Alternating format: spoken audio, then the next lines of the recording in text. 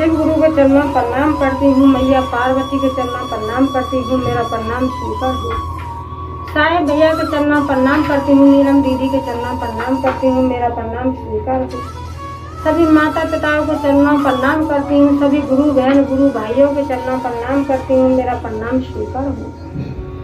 सभी देवी देवताओं को प्रणाम करती हूँ। सभी गुरु बहन गुरु भाइयों को प्रणाम करती हूँ। मेरा प्रणाम स्वीकार हो। आइए, आप सबका कमलेश भक्ति चैनल पर स्वागत है। और मैं आपको एक नई कथा सुनाने जा रही हूँ।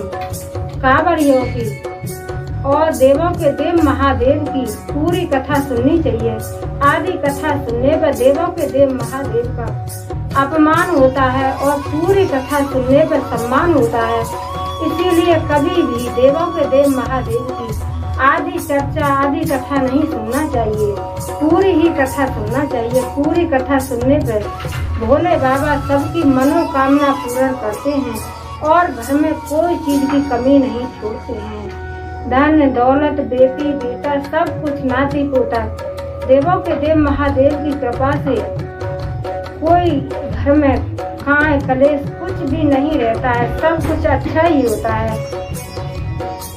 और आप जो है, मैं आपको एक कांवड़ियों की चर्चा कांवड़ियों की कथा सुनाने जा रही हूँ। कथा बहुत सुंदर है और लास्ट में हर हर बोले ओम नमः शिवाय बोल दीजिए। आइए, आप सबका कमलेश भक्ति चैनल पर स्वागत है। मैं आपको एक कथा सुनाने जा रही हूँ। ये गरीब था, बेचारा बड़ा गरीब था, ज्यादा ही गरीब था।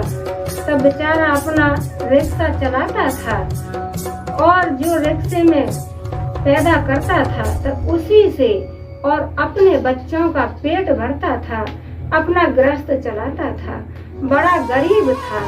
तब बेचारा रोड पर चलता था और उसका रोज का काम ही था कि रोज बेचारा रिक्शा चलाता था और अपने बच्चों का पेट उसी से भरता था और उसी से अपना गृहस्थ चलाता था। इसी तरीके से समय चल रहा था। तो सावन का महीना आया।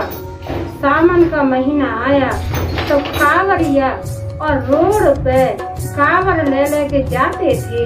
तो बेचारे का मन अंदर से बड़ा दौड़ता था।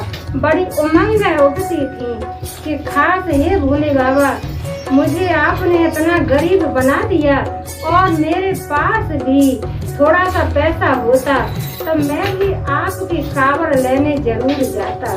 तो बेचारा यही सोचता था कि हे भोले बाबा, आपने तो मुझे इतना गरीब बना दिया है, लेकिन सब कोई सावन का महीना चल रहा है तो सब कोई कांवड़िया कांवड़ लेने जा रहे हैं। सभी भाई कांवड़ लेने जा रहे हैं। कोई माता भी जा रही है, कोई बहनें भी जा रही हैं कि हे भोले बाबा, मुझे इतना आपने धन नहीं दिया है। तो इसी तरीके से और अपना सोचता था और रोड पे अपना रिक्शा चलाता था। तो कांवड़ियों को देखता था तो उसे भी बेचारे को गरीब का खाई बेचारे को बड़ा कष्ट होता था कि आज मेरे पास पैसा होता तो सावन के महीना में और मैं भी कांवड़ लेने जाता और भोले बाबा को जरूर गंगा जल अर्पित करता। यही सोचता था। तो कुछ उसके को एक नई अंदर से और ऐसी कोई एक उमंग आई और सोचने लगा अपने दिल की बात। उसके दिल में से अंदर से कोई ऐसी उमंग आई कि उसने और 5 रुपए रोज वो निकाल करके रखने लगा अपने दिल से ही और कहने लगा कि मैं अगर 100 रुपए कमाऊंगा तो 100 रुपए में से और 5 रुपए भोले बाबा के नाम से और जरूर मैं गुल्लक में डालूंगा। तो जो गरीब था बेचारा रिक्शे वाला, उसने यही नेम बनाया था कि बेचारा दिन में और 100 रुपए कमाता था। जितने भी कमाता था उसी में से % निकाल करके और एक गुल्लक में डालता था और गुल्लक में डालते समय कहता था हर हर भोले नमः शिवाय, हर हर भोले नमः शिवाय। तो यही कहता था। तो 1 साल तक और उसने बेचारे ने गरीब ने रिक्शा वाले ने यही किया कि 1 साल तक जो भी कमाता था तो प्रतिदिन उसमें से % के हिसाब से 1 गुल्लक में निकाल के रखता था। तो कुछ धीरे समय चलता रहा। तो सावन का महीना आया तो सावन में फिर सब कोई भाई बंधु सब कोई कांवर लेने जा रहे थे। तो उसके भी वही उमंग आ रही थी कि कांवर लेने मैं भी जाऊंगा, मैं भी कांवर लेने जाऊंगा। तो एक दिन जो अपना कांवर लेने के लिए चला गया तो बेचारा गरीब तो था ही, तो इधर से तो बेचारा अपना चला गया और इधर से तो अपना पैसा तो था ही नहीं। अपना बेचारा पैदल जा रहा था। तो उधर से भी सारे गंगा जी पे स्नान किए और स्नान करने के बाद जो और कांवरिया भाई थे तो वो कोई अपना गुड्डा गुड़िया, कोई गुब्बारे, कोई घंटरिया, कोई कुछ भी सामान खरीद करके अपना जो कांवर को सजा रहे थे। रूमाल खरीद करके, फीता खरीद करके हर कोई कांवरिया भाई और अपनी कांवर सजा रहे थे। लेकिन बेचारा रिक्शा वाला भाई था तो उसके पास में तो इतना पैसा था नहीं कि वो अपनी कांवर की सजा ले। तो उसने क्या किया कि 2 छोटी कैन ली, 2 कैन ले करके और गंगा जी से भर करके गंगा जल ले करके और अपना धीरे धीरे अपना गांव की तरफ आने लगा धीरे। तो रास्ता में एक जगह और एक बिल्कुल वृद्धा बूढ़े रास्ता में मिले। चलते तब बेचारे बुढ़ा मिले थे तो वो बूढ़े नहीं थे, वो तो भोले बाबा ही थे। कहते हैं कि भोले बाबा के मन की बात कोई नहीं जानता है, वो कहाँ और कैसे अपने दर्शन दे दें। और भोले बाबा सावन के महीना में अपने भक्त को जरूर दर्शन देते हैं, चाहे किसी भी रूप में दें, लेकिन अपने भक्त से मिलने के लिए भोले बाबा जरूर आते हैं। तो एक वो बैठे थे बुढ़ा, तो वो कहने लगे बेचारे उसी गरीब से रिक्शा वाले भाई से कहने लगे, बेटा मुझे बहुत प्यास लगी है, बेटा मुझे पानी दो। तो इसी तरीके से और रोड के सहारे बैठ करके चिल्ला रहे थे। तो जो और थे कांवरिया, वो कांवरिया किसी ने भी नहीं सुना। सब कोई और अपना ऐसे ही चलते रहे, लेकिन किसी ने ध्यान नहीं दिया। तो जैसे अपना गरीब भाई उनके बराबर में आए तो बाबा फिर कहने लगे कि ये बेटा मैं तो बहुत प्यास हूँ बेटा, मुझे थोड़ा सा कुछ पानी पिला दो बेटा। तो वो बेचारा गरीब ने क्या किया कि गरीब ने और जो कैनों में गंगा जल लेके आ रहा था कांवर लेके, तो वही जो कट्टी में गंगा जल था तो वही उन्होंने ऐसे पस कर दी।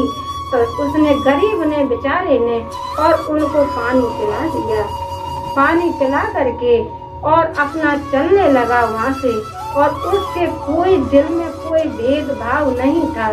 सोच रहा था कि कोई बात नहीं, जैसे अब के मैं भोले बाबा को जल अर्पित नहीं किया, कोई बात नहीं, और अब के फिर मैं मेहनत करूँगा। तो अब के फिर मैं और अपने जो है एक हर रोज % निकाल करके रखूंगा। तो फिर अगली साल कांवर लेने जाऊंगा तो फिर अपने भोले बाबा पे जल अर्पित करूंगा। इसी तरीके से वो अपना सोचता और मंदिर की तरफ जा रहा था। सोचने लगा कि सभी कांवरिया भाई और भोले बाबा पे जल अर्पित करेंगे, तो मेरे पास तो जल है नहीं, क्यों? तो मैंने तो रास्ता में ही और किसी को पिला दिया। अब मेरे पास जल तो है नहीं, लेकिन जल नहीं है और मैं भोले बाबा के चरणों में और अपना सर झुकाने, अपना शीश झुकाने जरूर जाऊंगा। तो वो बेचारा अपना मंदिर में गया और हाथ जोड़ करके कहने लगा कि हे भोले बाबा मुझे माफ करना, क्यों कि सभी भाई कांवरिया भाई तो आपको जल अर्पित कर रहे हैं, और हे भोले बाबा मैं भी आपके लिए जल लेकर के आया था, लेकिन रास्ता में ही और कोई वृद्धा प्यास से व्याकुल थे, प्यास से बड़े व्याकुल हो रहे थे। तब मैंने उन्हीं को पानी पिला दिया। हे भोले बाबा, मैं अगली साल जाऊंगा तब मैं दोबारा से फिर आपको जल अर्पित करूंगा। तब भोले बाबा ने इतनी बात सुनी और सुन करके भोले बाबा प्रकट हुए और कहने लगे कि मेरे भक्त, तूने निस्वार्थ, तुझे कोई स्वार्थ नहीं, तूने कोई स्वार्थ नहीं देखा, और तूने वो जो तूने पानी पिलाया था वो कोई और नहीं था, वो मैं ही था, जो मैंने रास्ता में ही तुम्हारा जल पी लिया। हे मेरे भक्त, तू परेशान ना हो, वो कोई और नहीं था, वो मैं ही था कि जो रास्ता आदि ही रास्ता में, और मैंने आपका जल और अपना अर्पित कर दिया। और मेरे भक्त, तूने भी एक निस्वार्थ होकर के और मुझे जल पिला दिया। तो बेटा, तुम मुझे अब क्या पानी पिलाओगे? मैंने तो सबसे पहले और आपका पानी रास्ता में ही पी लिया। तो भोले बाबा प्रकट हुए और भोले बाबा ने अपना शक्ति दिया। अपनी शक्ति से भोले बाबा ने और उसके गरीब के घर कोई चीज का कमी नहीं रहा, और बेचारा गरीब नहीं रहा, गरीब था तो अमीर हो गया, और श्रद्धा से भक्ति से अपना पूजा पाठ करता था भोले बाबा का, और उसके पास में कोई भी चीज का अन्न धन गाड़ी घोड़ा कोई चीज का कमी नहीं रहा, और अपना पूजा पाठ करता रहा। तब भोले बाबा तो बड़े सीधे हैं, बड़े भोले हैं, उनको तो कोई भी भक्त दिल से, श्रद्धा से और भक्ति से याद करता है, एक लोटा जल चढ़ाता है, तब भोले बाबा प्रभु उसी से खुश हो जाते हैं।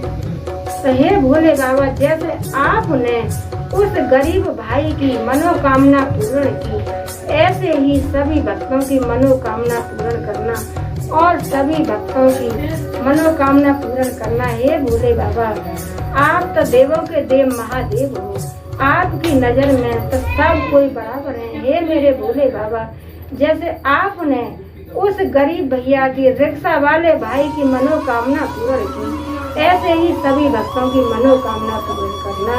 और आप नए हो तो मेरे चैनल को लाइक, शेयर, कमेंट, सब्सक्राइब कीजिए, और लास्ट में हर हर भोले, ओम नमः शिवाय बोलिए। और हम इंस्टाग्राम पर भी हैं, इंस्टाग्राम पर देखिए और फॉलो कीजिए। बोलो मैया पार्वती की, बोलो सच्चे दरबार की, बोलो शंकर भगवान की, हर हर महादेव।